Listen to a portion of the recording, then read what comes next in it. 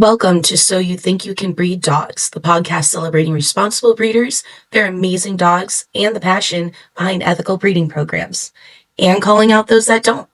Your host is Jess Shark at Jess Shark 7 with 3 S's on TikTok. Join us live on TikTok every Monday at 5 p.m. Pacific Standard Time. Catch full interview episodes every Friday morning on YouTube and Spotify.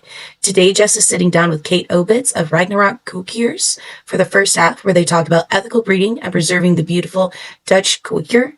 Then in the second half, Jess dives into the full Catahoula breeder saga, the good, the bad, and the shocking. So you breed... Now, you can correct me. Kooikerhondje? Kooikerhondjes. Kooikerhondjes. You got it. Okay. So can you tell us a little bit about Kooikerhondjes and just about the breed? Because I think most of us have never heard of them before. Yeah, so we actually call them Kooikers for short, if it makes it easier for you. I know it's a mouthful. Kooikers predate guns, so there's no guns involved with their job. A lot of people think that their job was very similar, or is similar to tollers, and it is in a way. However, their jobs were performed a little differently. So Kooikers, they worked in this elaborate trap system called an ending koi. On my profile, you can see I have it pinned, a video of the job that they do. But they essentially work through this elaborate trap system, and they would lead the ducks into a trap where the hunter would kill the duck and, supply it to the dinner table, right? But anymore now, it's mostly used for research purposes, like, tagging the ducks and all that stuff. That's a little bit about their job. I did hear that they're the only other tolling breed other than duck tolling retrievers. Yes. Yeah, and I heard that they can be nippy and quick to bite. Is that true? Okay, so talking about temperament, they should never be an aggressive breed. They should be confident and friendly. They can be reserved with strangers, but they should be confident and, a happy-go-lucky kind of dog, right? They are more family-oriented, but not necessarily with kids. They don't generally do well with young children just because they are, very loud, grabby, quick movements, stuff like that. And Kooikers are very environmentally sensitive. They are also sensitive to touch and sound as well. So socialization is huge for them. They are prone to reactivity as well, which, again, socialization is going to be huge, especially early on. Mm-hmm. But they should never really be snippy or bitey, or they shouldn't be aggressive. So how did you get into the breed? How did you get into start breeding them? Yeah. So I first found out about the breed. I'm sure everyone here probably remembers a show on Animal Planet called Dogs 101. I actually heard about the breed on there whenever I was a child.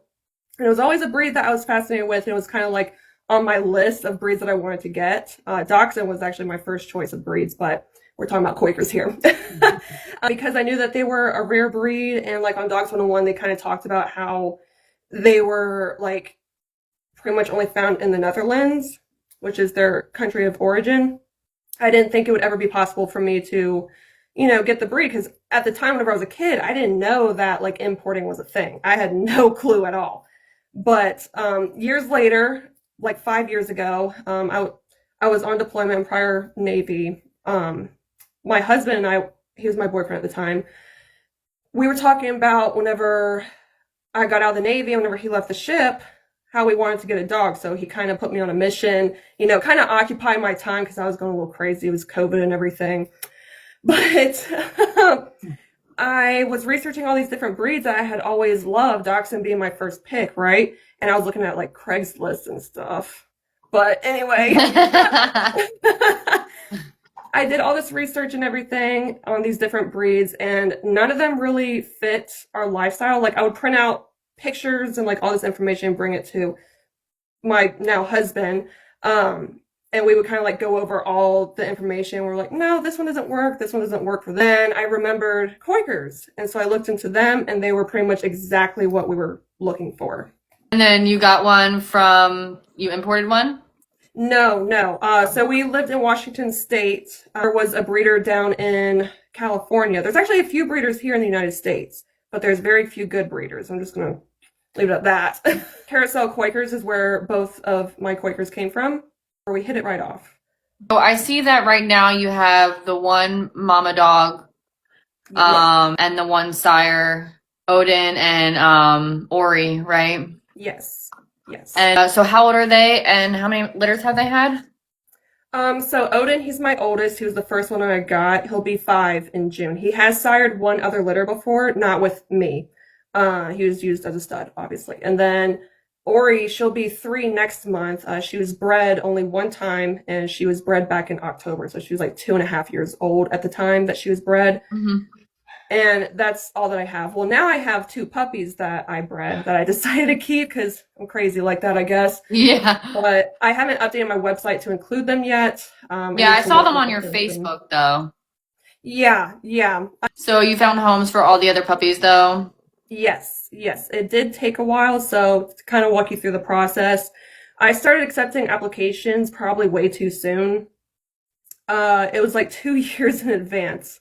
I don't know why I did it that early, but I was just so excited about the fact that I could potentially be breeding soon. Like I was very transparent that, Ori may or may not be able to be bred, depending on like health testing and everything like that. But anyway, so I started out with like 12 people, I think, on my wait list. And then by the time pregnancy was announced, like obviously years later, pretty much everyone either backed out or they say it was bad timing, or I had some people just completely ghost me. So I was basically starting with nothing, And then everyone, some people on some other breeders on TikTok were telling me like, this is why I don't do wait lists. This is why I don't do them. It's like, yeah, I can kind of see that now. I can kind of see that. But eventually I did find homes. My last one to leave, they were 14 weeks old. So a little longer than ideal, but not terrible. No, it's not bad. Yeah. So like how old would you typically want them to go home? Originally, I was wanting the puppies to leave at around like 9 to 10 weeks old. My first one did leave at 8 weeks old, but his case was very different. So the reason why for him specifically was because his family, they're from Colorado. They were flying out to South Carolina. It was around Christmas time, and they were visiting family in South Carolina. And my friend, she lives in South Carolina. She was coming down to do the puppy structure evaluations and everything. And so we all kind of worked together, and we decided that, she was going to take the puppy up to South Carolina and take care of him for a couple weeks until his family came to pick him up at 10 weeks old. Gotcha. So talking about health issues, I saw your OFAs, they're on your website. Mm-hmm. What kind of health issues do they face? Because I saw that you guys test for a lot of things. Yeah, so our biggest thing is honestly genetic testing, but we also test for hips. We also do eyes. Elbows is optional. It's not required, but like most people include elbows as well. But the 3 main genetic testing we do is polymyositis, which is still prevalent in the breed, von Willebrand's disease, and hereditary necrotizing myelopathy, also known as ENM. It's more common in Kooikers than most other breeds. And what we do for the genetic testing is, so the old way we used to do it, we used to do embark testing, and we used to, because embark would test for tricolor carriers as well. Kooikers can be tricolor. It is naturally occurring. However, it's not something that we breed for, and it is a DQ. We would send off like blood samples to the Netherlands as well, and that's how they would test for, the genetic diseases and stuff.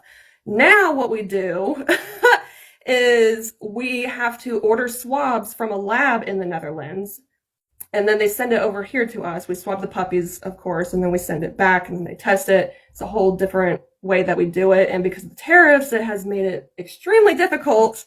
It took 5 weeks, I think, to receive the swabs. I pretty much ordered the swabs as soon as the puppies were born because I knew it was going to take a while. You can still send blood if you want to, but anymore now we're doing swabs. What is the polymyositis? Polymyositis. Thank you. So it's basically the immune system attacking its musculature system. So it makes it difficult for them to walk. It makes it difficult for them to swallow. And it's just basically not a good quality of life, right? And it mostly affects younger dogs. However, there is a case study that they're doing in, where is it at? Finland, I think it is.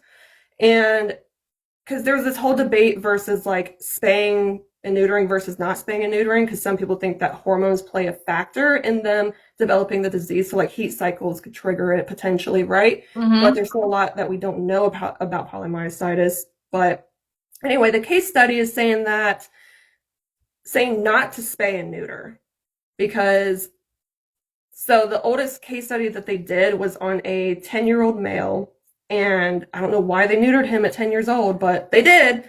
And then not long after, he immediately developed the disease. Interesting. Yeah. Yeah. So there's a whole debate, and it's kind of like you're damned if you do and you're damned if you don't, you know? Yeah. And one of the biggest things, because I know it's probably going to come up, and like transparency is very important to me. So there's three. You could either be a mutant, a carrier, or clear, right? Odin is clear.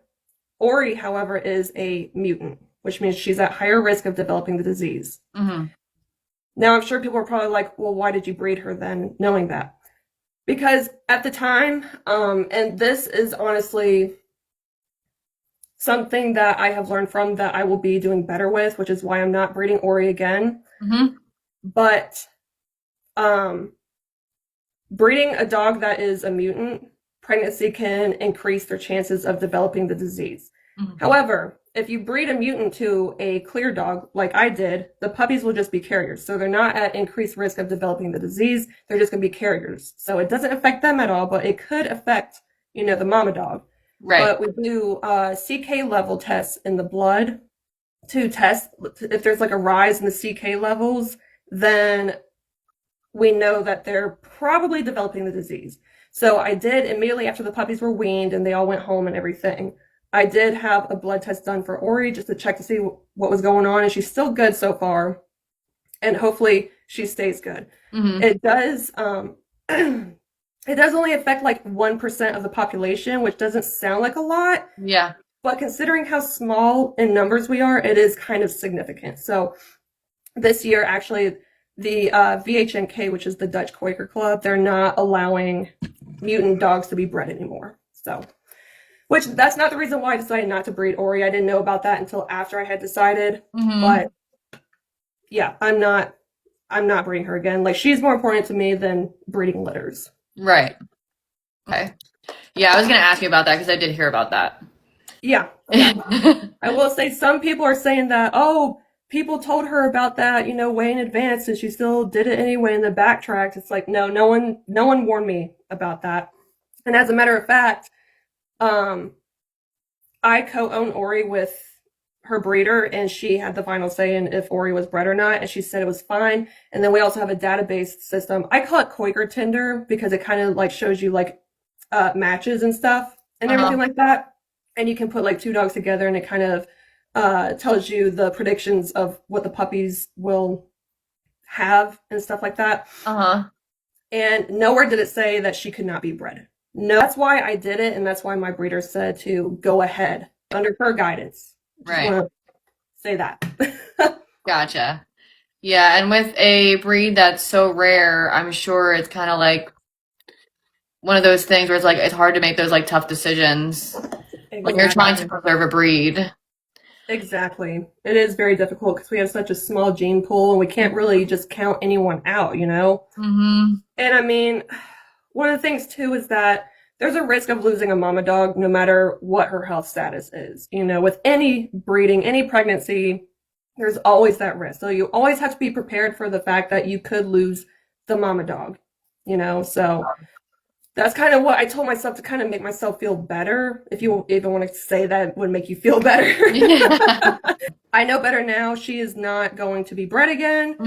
So for that reason, I will not be breeding again for several years because I kept a girl, of course. And, I just got to wait for her health testing, temperament, everything like that. Yeah. Make sure that she's even, good enough to be bred.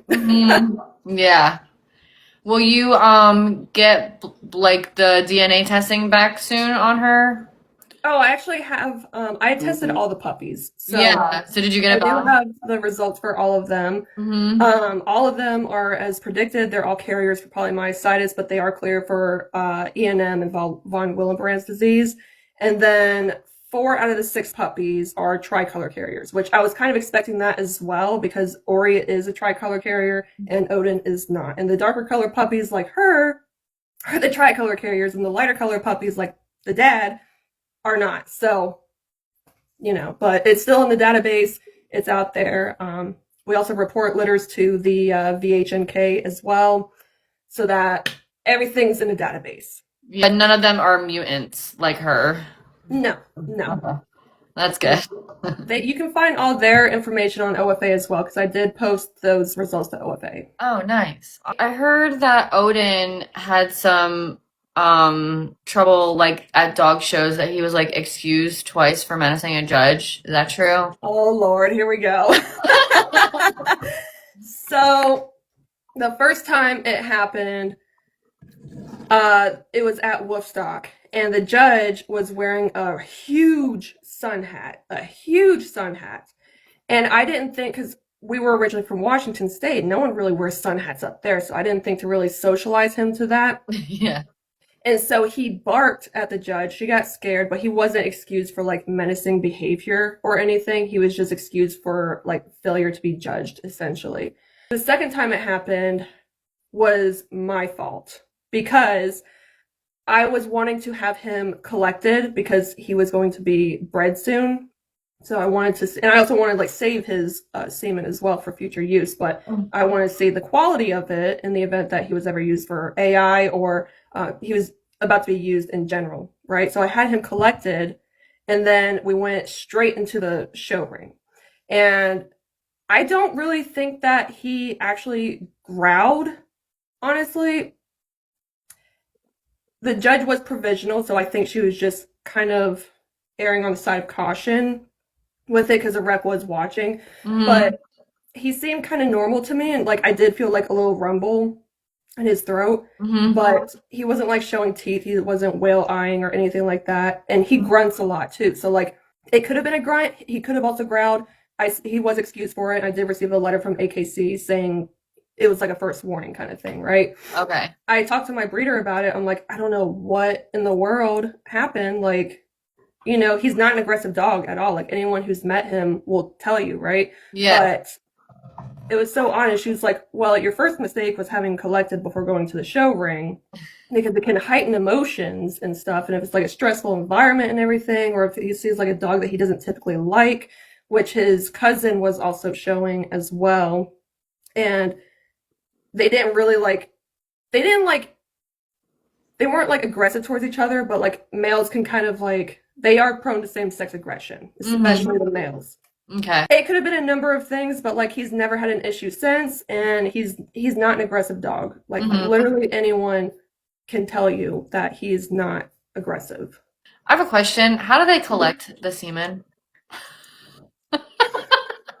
I don't know how. I've never asked this before. They really do that. Okay. Yes. All They right. put this long bag on there, and they kind of like pull their male parts backwards, as they would with a tie, and then they just let them. I don't know what I'm allowed to say on TikTok Live. Yeah, not a lot. We get the image.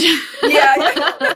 Okay. More Yeah. traumatizing for the owner. I feel like there was things that I wish I never saw. All right, moving on.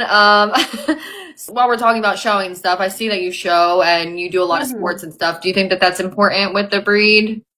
I think so, because a lot of people advertise this breed as being versatile, right? So I think it's important to kind of showcase that. It's like kind of, put your money where your mouth is, right? Like if you're going to advertise that the breed is versatile, then be versatile. Like some people, everyone has a niche, right? Like some people strictly just show, some people like to do mostly agility, dock diving, whatever other sport, right? Rally. But I think it's important to kind of dabble in a little bit of everything and see what your dog's good at, right? And like with Odin, he has been my do everything dog with, like, we haven't necessarily like competed like at like a trial or anything, and he doesn't have like the titles like for certain sports or anything, but I like to try certain things to see what he likes, right? And so I've done a little bit of everything with him except dock diving, because he just recently started liking water. I'm pretty sure he's part cat or something. He's kind of retiring this year though, just because he's done a lot the last 4 years that I've been involved with sports and shows and stuff. And so I think it's time that he takes a break. And I'm getting Ori back out there in the spotlight. But she's also done a little bit of everything as well. I like to do parkour with my dogs. If you don't know what that is, it's also known as urban agility. And it's really built their confidence up a lot. And I think it's really worked wonders for them, kind of like a foundation for other sports, right? Because it teaches like body awareness as well. So it's really helped Odin, especially out with his free stacks, because he cannot free stack worth a damn. He's just so lazy. Yeah, so I think it's important that people, do more with their Kooikers, right? Like, I don't really see it happening all that much. Like, certain breeders are just doing like confirmation scent work, and then that's pretty much it. And then other breeders are doing like agility and like some other like more versatile things, right? So I don't know. I mean, everyone has their own thing that they enjoy doing, but if you're going to advertise that a breed is versatile, then prove it. Right. Did you decide if you're gonna spay Ori? So going back to the whole polymyositis thing and like that whole case study thing, again, it's like you're damned if you do, you're damned if you don't, So originally I had planned to spay her, but then a breeder in Finland had told me, don't do it, don't spay her, Yeah. And so I asked my breeder, and she's like, well, I would listen to that breeder in Finland because she's pretty well respected, and like she's the one doing these case studies and research on the disease. Yeah. So, as of now, I don't plan to spay her. If new information comes out about it saying that yes, spaying is the best option, then I'll spay her. But yeah, I don't really see a point. Yeah, why take the risk? I assume that this is not your full-time job. No. Okay. No. I just wanted to point that out because, like, I've been wanting, like, I'm like, why haven't I asked breeders that before? Because, like, some people, this is their full-time job. Yeah, right. I've only ever had the one litter, and trust and believe what I made from that litter was not enough to sustain any kind of life. I am not working right now, though. So raising the puppies was a full-time job at the time, obviously, because it's a lot of work. But it's not my full-time job. You know what I mean? So what kind of stuff did you do for them for like socialization and stuff? And yeah. So I raised them on Avidog protocol. I'm not sure if you're familiar with that one. I haven't heard of that one. So it's kind of like puppy culture, but it's more science-based, if you will. And so I was using that with my puppy raising. And for socialization, I was doing ENS and ESI with them starting at 3 days old up to 16 days old. I started doing nail trims at I think they were a week old whenever I did their first nail trim. I was doing it every 3 days after that because that's what Avidog said to do. And then once they were able to start hearing, I started playing different kinds of sounds on YouTube and stuff. And then once one of them tried escaping out of the whelping box, I moved them into the living room in the playpen. So then, there was the sounds of like the kitchen and, it was a high traffic area. And then once they were a little bit older, I started taking them on car rides at least like 2, maybe 3 times a week. I would take them on the highway. I would take them to the equestrian center down the street because it's got like gravel road and stuff like that.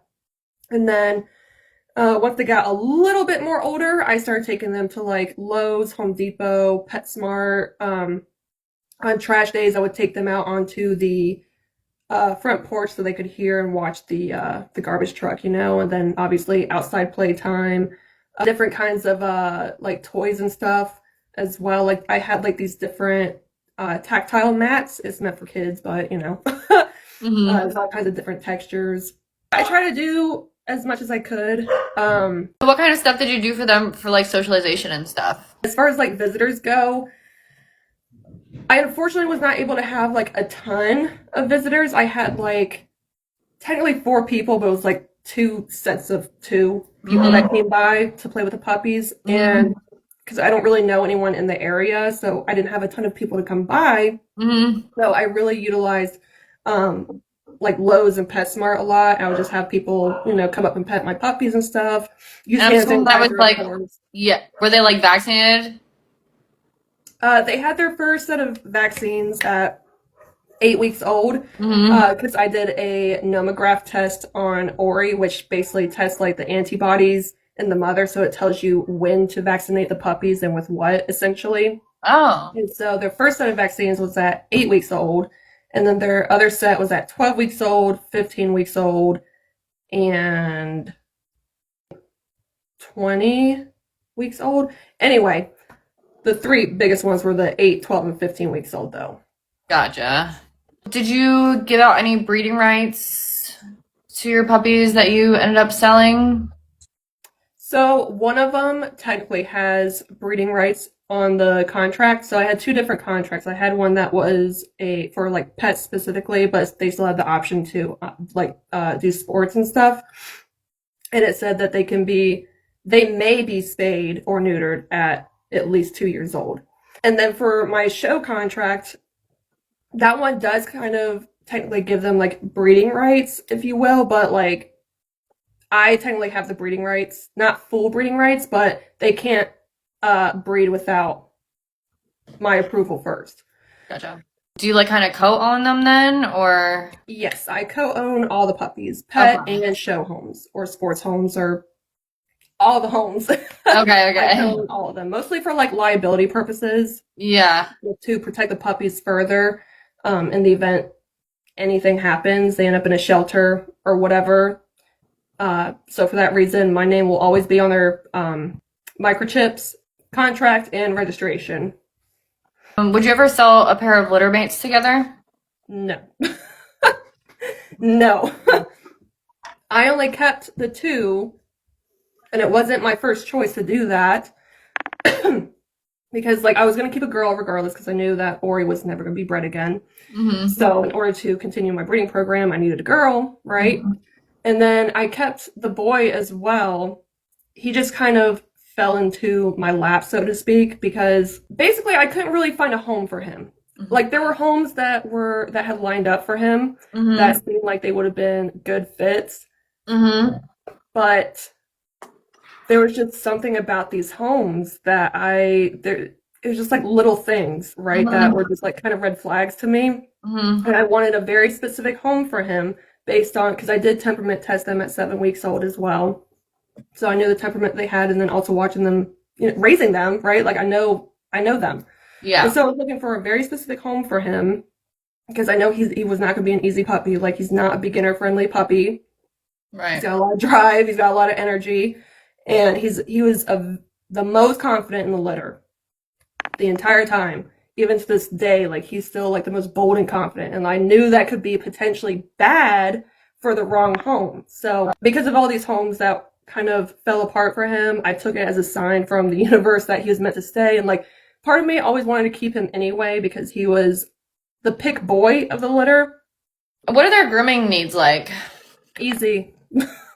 Nice. So easy. Essentially, they have a wash and wear coat, so you don't need to bathe them all that much. If they get muddy, the mud falls off of them after, once they dry off, and then they're stark white again. Pretty much just tidying up the feet. Any other kind of visible scissoring is to be severely penalized per our standard. Kooikers are supposed to be shown in a natural coat. Gotcha. If someone is looking for an ethical breeder, what do you recommend?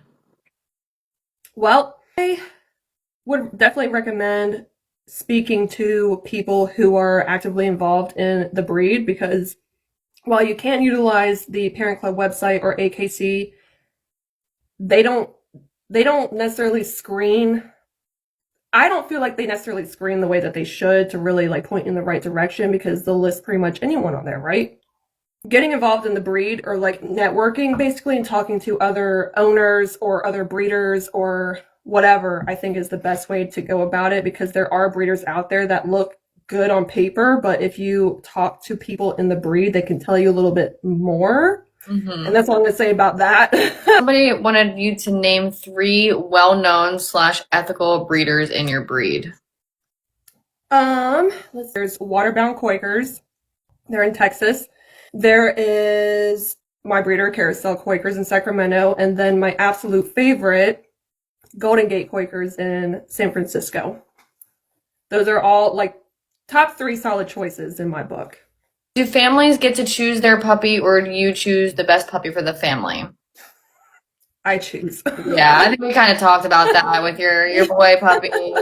Yeah, I definitely choose. I choose. I wait until at least the temperament testing is done. Granted, like I only had the 1 litter, right? So this is what I did for this litter anyway. I waited till the temperament testing was done to get an idea of temperament, so I had an idea of who was going where. But then, especially for the girls, because I wanted to keep a girl, like structure was the most important, right? So I had to wait till their structure evaluations were done as well. So it was difficult, right? Because I didn't have like a ton of people like on a wait list by this point because it fell apart. And then because I'm a brand new breeder, no one really wants to like go with a brand new breeder, I feel like, because I don't have any dogs out there that are like advertising. I hate to use that word, but advertising for me, you know? So I really had to work hard to find homes. And then being a rare breed as well, like there's not a ton of people actively looking. Yeah, you know? for sure. That's why I'm excited to do these lives too, to kind of like spread the word about this breed, because I know I had never heard of them. A lot of the average like pet people that I've been talking to had never heard of them, so it's pretty cool. What would you do differently having had a litter now? What are you going to do differently next time? I think educating myself a little bit more, especially whenever it comes to these genetic diseases, because it's not really enough to just like know what it is, but to know like more of like the science behind it. I would also probably more visitors.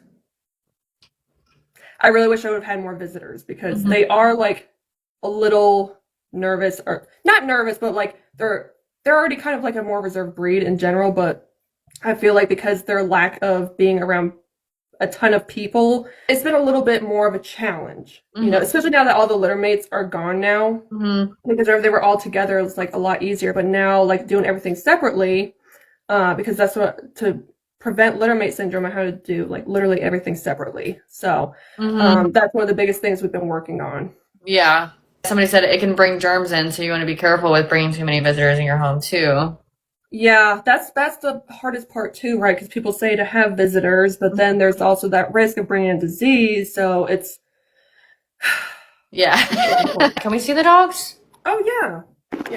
Foxtrot, the boy. Hey, baby. Hi, Foxtrot. There's Ori. Ori. Aw, hi, Ori. Oh, Happy babies. and there's Odin. Hi, baby. Okay, yeah. So are they red and white and black, or are they just red and white? They are red and white. Okay. Genetically, they're sable though. That's where the black comes from. So, like, think of like a papillon. Okay, so the poll results are in. 82.86% say yes, ethical breeder. 17.14% say no, not an ethical breeder. Okay. Pretty good. I mean, I don't think you're out here like doing this like because you are trying to make a profit. You know what I mean? Like I genuinely think that you have good intentions, and you know, we all got to start somewhere, and we kind of learn as we go. So I think that I'm looking forward to seeing, you know, the growth and like where your program goes. Well, thank you. I appreciate that. Yeah, of course. And I know it can be tough coming up on the live, so I appreciate you doing it. Yeah, because I had a feeling some people would be like, nope, not ethical. Nope. Yeah.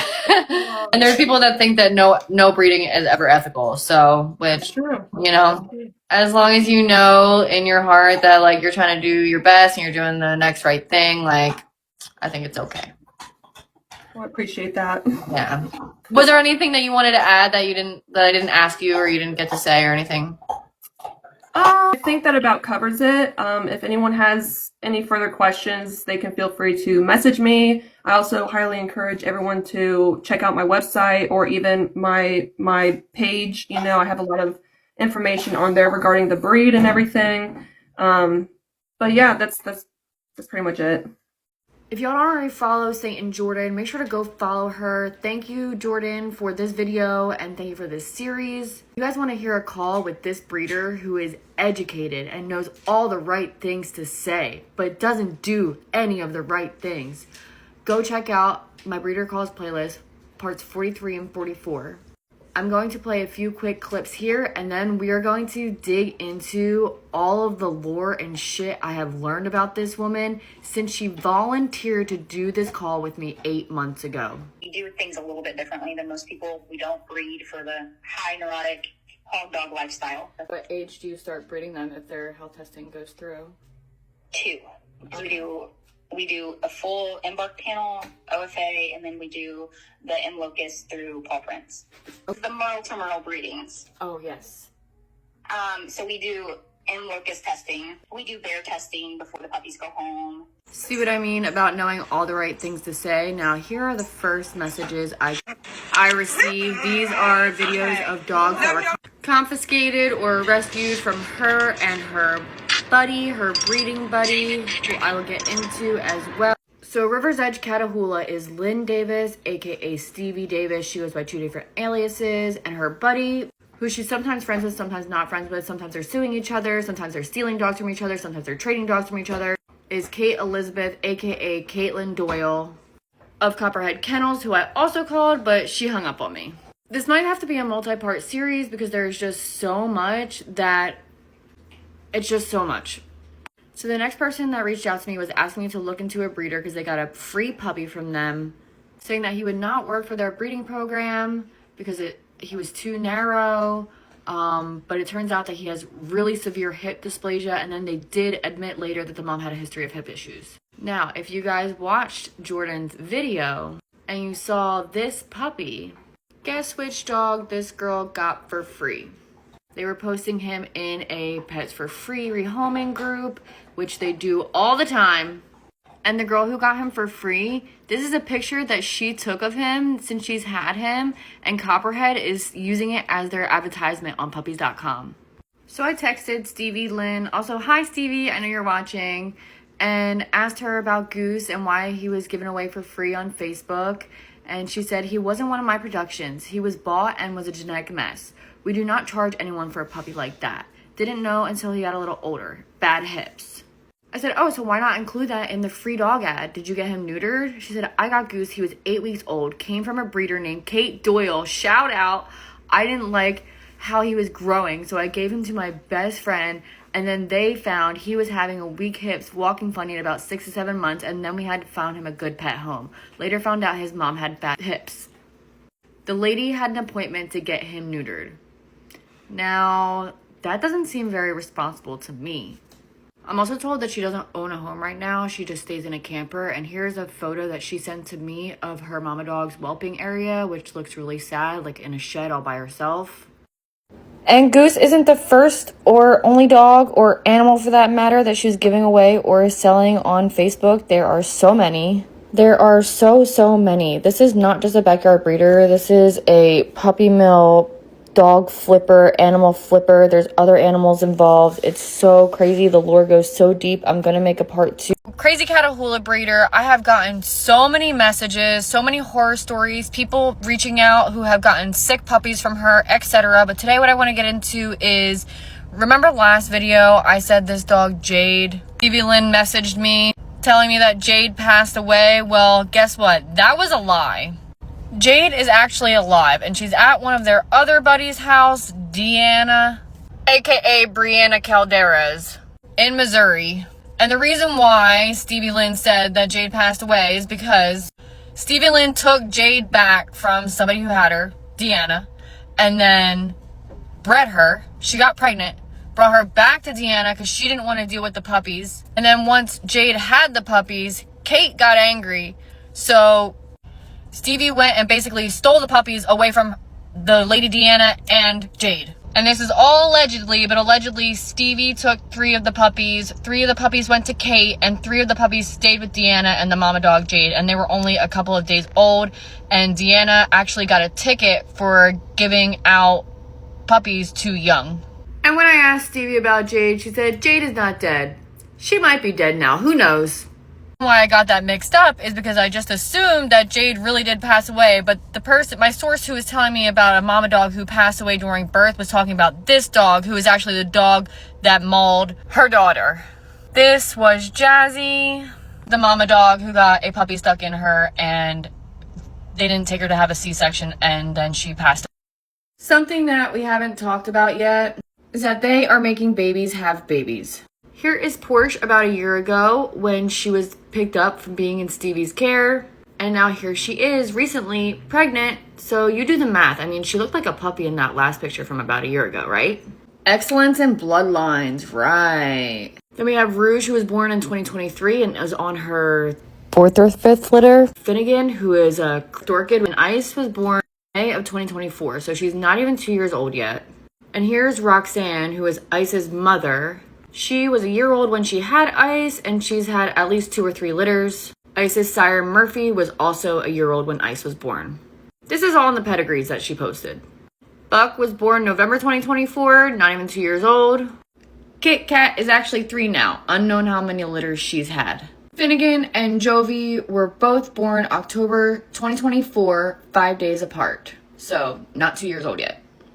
And poor Corvette, her puppies couldn't even be registered because she wasn't even a year old when she was bred. Also, all of her puppies came out dark colored, so Stevie didn't really want anything to do with them. Crazy Catahoula breeders, today we're switching gears a little bit and we are going to talk about Kate Doyle, who is Stevie Lynn's best frenemy. This is a dog who was taken out of her care. The dog was with her for 4 months. In 2021, while fleeing a dangerous personal situation, I began making placement arrangements for 2 10-month-old Catahoulas in what I believe was a professional co-ownership with Kate Doyle in Bushnell, Illinois. I was explicit that these dogs were for evaluation only. No breeding was to occur before age 2, as I require a minimum of 24 months for behavioral and physical reevaluation. No money was exchanged. She was to finish raising them, and my payment was to be pick of the litter once they were health tested, which I offered to help achieve, proven, and finally bred.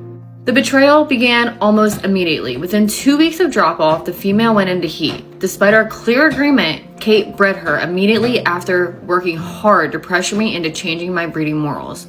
Ultimately, I expressed that it was not a choice I agreed to and warned of the consequences, asking what her evaluation could possibly have showed to make her think that a puppy was ready to breed so young. 2 weeks shy of her first birthday, the puppy was pregnant. Since I was relocated and unable to physically intervene, I kept the peace just to keep that line of communication open. She then tried to pressure me into washing the dogs into the AKC Foundation stock service to bypass my NALC and UKC ownership blocks and hide the lack of health testing. I refused, as I would not let my kennel name be used to validate unethical underage litter. Soon after, I found out she was also using my 1-year-old male to stud for 2 or 3 other females. Honestly, who knows how many litters he has actually sired for her. She was treating my life's work like a cash crop. 4 months in, Kate claimed the female's puppies had heart murmurs and hernias, and she said she wanted the dogs gone because they were destructive and unfit for breeding. This had to be a total lie, as these dogs had never been destructive. If they were, all I could imagine is that the physical and mental neglect led to such behaviors, and she neglected to provide documentation of claims about health. I dashed my way from Virginia to Illinois with 2 toddlers in tow to get them before she could make them disappear. When I arrived, the environment felt like a rug den, nothing like the photos and videos she had sent. When the dogs were brought out, I was in shock. I loaded them up and drove, but I didn't even make it a mile out of town before I had to pull over on the side of the road and just explode. I called my sister and cried my heart out, fueled by pure, unadulterated fury. My male was emaciated. My female was depleted, still full of milk and hollowed out. Their once soft coats felt like rough horsehair. They reeked like a sick old cat. The smell of filth and infection was so thick that I couldn't breathe the cabin air. I had to stop at a Tractor Supply for emergency baths just to survive the drive home. They looked so hollow. Kate expressed she was a professional groomer, though you would never guess based on the condition my dogs were returned in. She claimed to have taken them to the vet for a C-section and health statements, but I never received a single document. I have the information for the vet she claimed to use, but they refused to acknowledge any services provided under her name due to confidentiality. I know there are many names and breeding pages connected to these people, but I suspect they may be fake names or family members because of the extremely similar features people shown on each page. I've also noticed the needs a couch puppy advertisements sound word for what Kate was posting. She told me it was a wording scheme to avoid Facebook flagging her for rehoming animals. That phrase is now a major red flag for me. Now for reference, these are the dogs when they got dropped off, and these are the dogs when they got picked up. Crazy Catahoula breeders, of which a whole documentary could be written. Today we are talking about Kate Doyle, or Kate Elizabeth. Allegedly, she has been keeping dogs in her basement, crates upon crates, in filth, really bad conditions. She's been doing this for years and years. And how does she get away with it? Well, she has an OF account, and no shade to that, but when asked if she thinks the USDA will pass her inspection, this is what she responded. She'll just offer to, or again. Allegedly, she usually has about 35 dogs in her basement or house, not including puppies. She has Frenchies, Aussies, of course Catahoulas, and she also has a poodle puppy on her puppies.com page right now. She's also selling the same puppies that Stevie Lynn is selling, so I guess they're besties right now. She breeds double merles and not only Catahoulas, but also Aussies and Frenchies. And allegedly, she's not honest with people when selling them the blind and deaf double merle puppies. Her and Stevie allegedly used AI to edit the merle off of this dog Murphy so people wouldn't know that they're doing double merle breedings. Here is a screenshot of somebody saying that they will be reporting them to Good Dog for paying them to hide Murphy's merle. She allegedly advertises her Catahoulas as hog hunting dogs and her Aussies as deer tracking, cattle sorting, and all of her dogs are service dogs. She allegedly claims that she can train the dogs to do all of those things, but she's been kicked off people's properties and had people wanting to return dogs to her because she can't. Allegedly trying to sell a trained personal protection Mal to a couple. When they came to see the dog with their kid, the dog jumped the fence and mauled the kid and put him in the hospital. She allegedly had a 501c3 years ago and would get people to donate to her animal rescue, but she didn't use the money for dogs. She treated herself to lavish things like a nice Mustang and buy more dogs. That 501c3 got shut down. Kate has to drive like 100 miles to a vet because she's been blacklisted from so many vets for bringing dogs in with parvo, hip dysplasia, Giardia, etc., and not paying the bill. She has vets in Texas trying to get money from her. She owes a lot of vets money.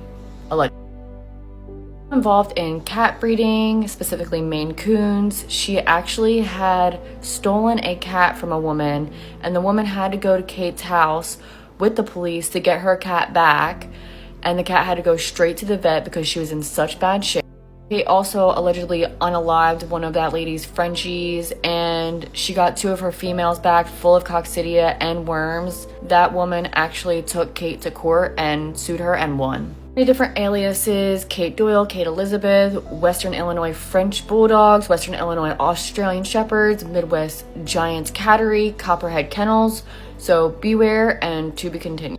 Crazy Catahoula breeder. I told you guys I've been getting a lot of personal stories and I want to share them with you now. One of them started with Stevie herself. Stevie Lynn, she sent me some of these screenshots. This is from the 19-year-old owner of a puppy that she sold named Waylon. They reached out stating that since they brought the puppy home, they have noticed severe food aggression, growling, lunging, resource guarding, other reactive behaviors that occur without provocation. And they were looking for a partial or full refund to help with training and things like that to help solve this issue. So I reached out to Waylon's owner to follow up and see what the experience was with Stevie Lynn. They said they did ask for some kind of help, but she didn't offer anything other than blame and trying to recommend a trainer she knew. At that point, I wasn't going to take any advice from her like that. The puppy did bite their dad in the face, and then they took him to training and spent $3,000 on a board and train program. And he's doing much better now. Waylon is not neutered yet, but that will be happening soon. Stevie gave full rights and even went as far as asking if they were going to breed him, even though Stevie knew he had food aggression. They also later saw a post about Waylon's dad being loose, and she was telling people in the post not to approach or touch him. And they said that looking back now, it rubs them the wrong way that she fully trusted a 19-year-old at the time of the Catahoula. True. Stevie Lynn never asked any questions about them, just about money. Waylon also had an umbilical hernia that was just never mentioned. Another person who reached out to me, absolutely awful experience. She's so full of lies. She played my emotions. She sent me a 6-week-old puppy. The puppy she sent was skin and bones. The puppy came home with the worst giardia and worms the vet had ever seen. 3 rounds of meds, over $800. Stevie said she can't wait for this puppy to have babies with one of her dogs. But he's not gonna. He's getting neutered. He looks like a pit bull. He looks nothing like a Catahoula. And then the last one I'm going to leave you guys with is this couple had a mama dog from Stevie. The dog had puppies. They weren't going to give the puppies back to Stevie, but they ended up giving the mama dog and all the puppies except for 2 back to Stevie. One of them passed away from parvo. The guy ended up keeping the puppy that lived. He called the breeder and told her that he wanted to keep the puppy, so he paid her $600 for the puppy, and she sent some half-assed papers over a text message, then told him that if he paid another $600, he would get his purebred papers. He paid it, and then she ghosted him. Never heard back from her again. Okay, so part 2 of this crazy Catahoula breeder, I want to just follow up on a few things that I didn't say about Goose in the last video. He was given away for free and found a new home at 8 months old.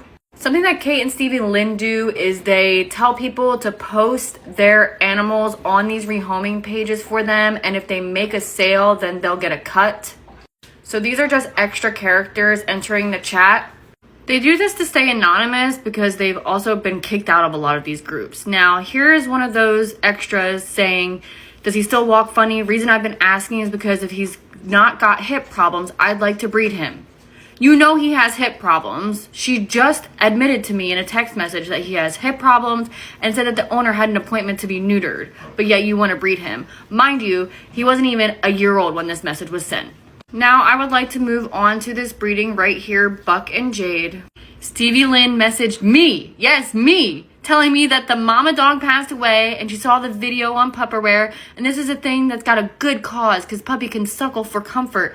I don't understand what that has to do with being in a container, whatever. I said, how'd the mama pass away? She said she hemorrhaged during labor. Well, I found out from one of my sources that she did not hemorrhage, just hemorrhage. She got a puppy stuck and she didn't take her to the vet to get a C-section. Next thing I want to talk about, and we're kind of jumping around a bit here. Sorry, we have to skip around because there's just so much, but her kid has been mauled by not 1, but 2 different dogs. And guess what? They were not Catahoulas. The first one was a bully, not necessarily this bully, but this is just for example. I don't know all the details of the bully. And the second one was a Malinois that was returned to Kate, and then Kate gave to Stevie to finish bite work training. Apparently, Stevie threw the ball, they were running around, the kid was wearing a Carhartt jacket, and that's how the kid ended up getting bit in the back of the head. Now, it's unclear what ever happened to either of these dogs. They were both allegedly euthanized by either Stevie or Kate with a pew-pew. And they both kind of blame each other for it, so nobody ever will really know except for them, I guess. Here she is saying she had no clue this dog had any training in bite work, or I'd not take him because I was told he was a low-drive Mal. What's that? And service dog trained. But yet, here she is saying Jax bites. Absolutely. We just trained him. Wait till you see the videos. Now we can get into some other random stuff. Here she is selling a snake.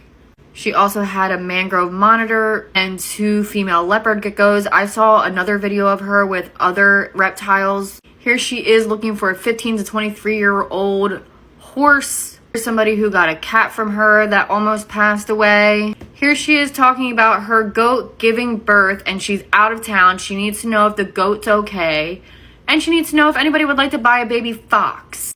So allegedly she would trap foxes and sell them, along with other animals like possums and stuff like that. Here is somebody else saying that they rescued a dog from Stevie, and Stevie said that the dog was kicked by a bull and that's why his back was messed up. And they said something similar about Goose too. Here is Stevie writing sad RIP posts about a dog that she lost from pancreatitis, when pancreatitis is something that could be treated by the vet potentially. And the last thing I'm going to leave you guys with today are these really sad photos of a dog in her care that was kept with a prong and an e-collar on, and it got embedded and infected. Crazy Catahoula breeder, but that's not a Catahoula. That's a Mastiff puppy. This is Thanos, and today we're going to tell his story. Spoiler alert, RIP. Something that these breeders like to do is trade puppies and dogs around like freaking Pokemon cards. So this lady right here had signed a trade agreement with Stevie Lynn for a Mastiff puppy from King's Mega Mastiff. So this lady right here posted a whole story about what she went through with a male and female puppy and Stevie Lynn. And right here on July 4th, Lynn messaged me stating how the one male puppy in my contract had a heat stroke and she didn't think he would make it. I asked if she was taking him to the vet and she claimed she used to work for a vet and knew more than they did. I hear this a lot about her. I didn't have a reason not to believe her. She told me, deleted her message now, her son accidentally left him in their shed after feeding the dogs. He was there for over 6 hours. Lynn sent me vet paperwork on the puppy who had passed away.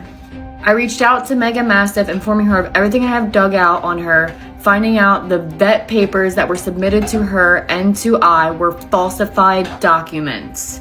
Here is the said forged vet paperwork. To whom it may concern, on the above date, I, veterinarian, did examine a male Mega Mastiff puppy named Thanos, born March 31st, 2025. The current owner is Lynn Davis. Thanos was presented with labored breathing, inability to open the jaw, and marked distress. Physical examination revealed a depression in the right cranial region of the skull. Despite supportive effort, Thanos unfortunately passed away at 5:28 a.m. Post-mortem findings were consistent with a diagnosis of masticatory muscle myotosis, an autoimmune condition affecting the jaw muscles. When Stevie Lynn was confronted about this, she said, "I'll be honest, yes, I made up the vet record for Thanos, but I truly believed he had symptoms, especially considering how he passed away. I didn't think you'd believe me no matter what I said, and I still stand by what I said about his passing. I never meant to lie, hurt anyone. Now that I'm getting in trouble for it, you can let them know I admitted it.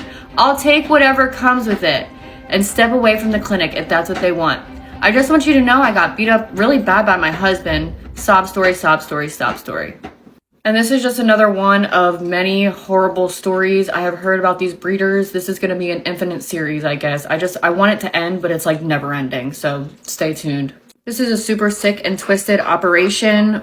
These people are narcissists and sociopaths and pathological liars. It's horrible. Crazy Catahoula breeder. Today we are talking about Stevie Lynn Davis, and we are talking about two different stories, two different dogs. First is going to be Freya. You will notice that she's not a Catahoula, but she is a bulldog who Lynn acquired. When she acquired the dog, she knew that she had been sick for 8 months. So she took the dog, made this GoFundMe, trying to raise money for the dog's vet care, allegedly. Trigger warning, graphic imagery coming up. The reason why I find this so suspicious is because Stevie Lynn wasn't taking the dog to the vet, I don't think.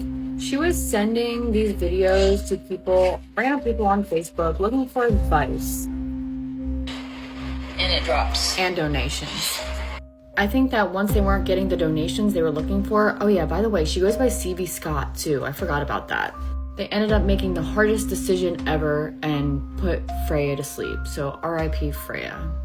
Next up, we are talking about this dog Cleo, who is also not a Catahoula. She is a bully who was acquired by Stevie Lynn Davis Scott. She literally cut my dog to make me believe her lies, which I didn't because I called the vet, and because of privacy, they couldn't tell me anything except we didn't do any surgery. So Stevie ends up with her. She goes into heat and wanted to breed her, of course, and did an AI on her allegedly, and then also brought home the semen to use for another AI on a day or two later, which I found strange, but that's a deal we made. Some time passes and I randomly get a message from her frantic that the dog is vomiting and apparently had liquid poop so bad she chained her outside to avoid the poo inside. And I tried telling her to take the dog to a vet, which she said she didn't have the money because it's a weekend, but she borrowed from her grandma and got her to a vet, and they said coccidia, but also said she was 100% pregnant. And when I asked how the coccidia was found, she said she took a chicken foot there and they tested the foot she was feeding raw, and it was positive. That made no sense because she said the dog was on the brink of passing away, but you grabbed a chicken foot to take with you. Then the dog was all fine on meds and all is well. Time passes when she suddenly messages again, frantic, saying the dog is being spayed. I asked her what's going on, and she said she went for an ultrasound and the dog has PIO. So they're taking the pups and doing surgery. Then it turned into they didn't want to take the pups, and they only removed one horn. Then it was they gave her a shot to abort them. Then no, it was pills, and it didn't abort them, so she was pregnant.